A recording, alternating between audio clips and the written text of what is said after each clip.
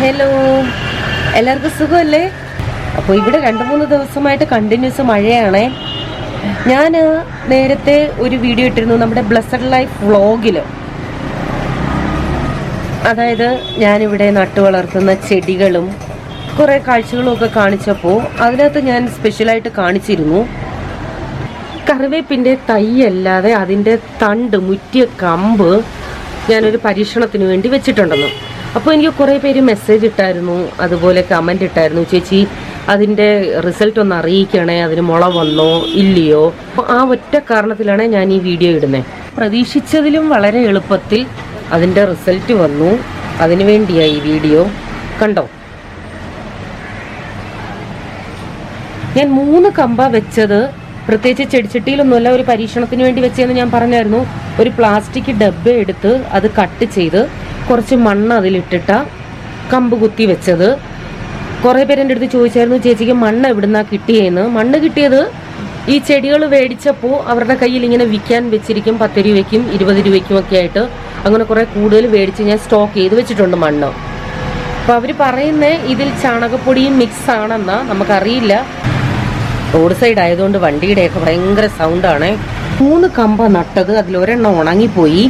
മറ്റേ 2 എണ്ണത്തിലും ദേ നല്ല തളിരുകൾ വന്നിട്ടുണ്ട്, പൊട്ടിക്കിളിക്കുന്നുണ്ട്. കാണുന്നുണ്ടോ? 2 സൈഡിലും വരുന്നുണ്ട്. ഒത്തിരി മുറ്റിയ കമ്പും അല്ലായിരുന്നു ഇത്, അല്പം മുറ്റാത്ത കമ്പായത്. ഞാൻ പറഞ്ഞില്ലേ, പച്ചക്കറി വിൽക്കുന്നവരുടെ കയ്യിൽ, ഈ കറിവേപ്പില വിൽക്കുന്നവരുടെ കയ്യിൽ തണ്ടോടെ വന്നപ്പോൾ അതിൽ ലേശം മുറ്റിയതെന്ന് തോന്നിയതാ ഞാൻ കൊണ്ട് വെച്ചത്. കട്ട് ചെയ്തപ്പോൾ അടിഭാഗം എന്തേ ഇതുപോലെ ചരിച്ച് കട്ട് ചെയ്താ ഞാൻ വെച്ചിരിക്കുന്നത്. അന്നിതൊരു പരീക്ഷണമായോണ്ടാണ് ഞാൻ അതിൻ്റെ വീഡിയോ ഒന്നും എടുക്കാഞ്ഞേ. അപ്പോൾ ഞാനിപ്പോൾ വിചാരിക്കുക, പണ്ടൊക്കെ എൻ്റെ വീട്ടിൽ കറിവേപ്പ് പിടിക്കാൻ ഭയങ്കര ബുദ്ധിമുട്ടായിരുന്നേ. അപ്പോൾ തൈയുള്ള വീടുകൾ കണ്ടുപിടിച്ച് തൈയായിരുന്നു കൊണ്ടുവെക്കുന്നത്.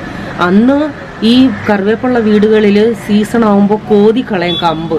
ആ മുറ്റിയ കമ്പ് കൊണ്ടുവച്ചാലും മതിയായിരുന്നു, ഈസി ആയിട്ട് കറിവേപ്പിൻ്റെ തൈ കിട്ടിയേനെ.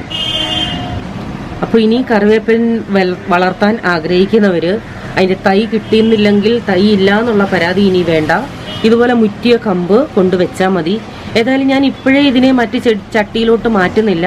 കുറേ കൂടി നന്നായിട്ട് മുള വന്ന ശേഷം മാത്രമേ മാറ്റുന്നുള്ളേ. ട്രൈ ചെയ്യേണ്ടവർ ഇത് ട്രൈ ചെയ്തോളൂ. ഞാൻ അതിനുവേണ്ടി ജസ്റ്റ് ഈ വീഡിയോ ഇട്ടെന്നേ ഉള്ളൂ. കാരണം കുറേ പേര് എൻ്റെ അടുത്ത് ചോദിച്ചായിരുന്നു, അതിനുവേണ്ടിയാണ് ഈ വീഡിയോ ഇട്ടെ. തക്കാളി തൈയും നന്നായിട്ട് വളർന്നു വരുന്നുണ്ട്. ഞാൻ അന്ന് കാണിച്ചില്ലേ, ഞാൻ അരിഞ്ഞുകൊണ്ടിരുന്നപ്പോൾ തന്നെ തക്കാളിക്കകത്തെ കുറച്ച് അരിയെടുത്ത് ഒരു ചട്ടിയിലോട്ട് പാവിയതാ. അത് നന്നായിട്ട് കിളിർത്ത് വരുന്നുണ്ട്. ഇതൊക്കെ ഇനിയൊന്ന് മാറ്റി നടണം. പിന്നെ എൻ്റെ അടുത്ത് അന്ന് ഞാൻ കാന്താരി ഉണ്ടമുളക് പാകണമെന്ന് പറഞ്ഞപ്പോൾ പലരും പറഞ്ഞിട്ടുണ്ട് അത് പാകുന്നതിൻ്റെ ഒരു വീഡിയോ ഇടണേന്ന്. ഞാൻ ഇതുവരെ അത് പാകിയിട്ടില്ല.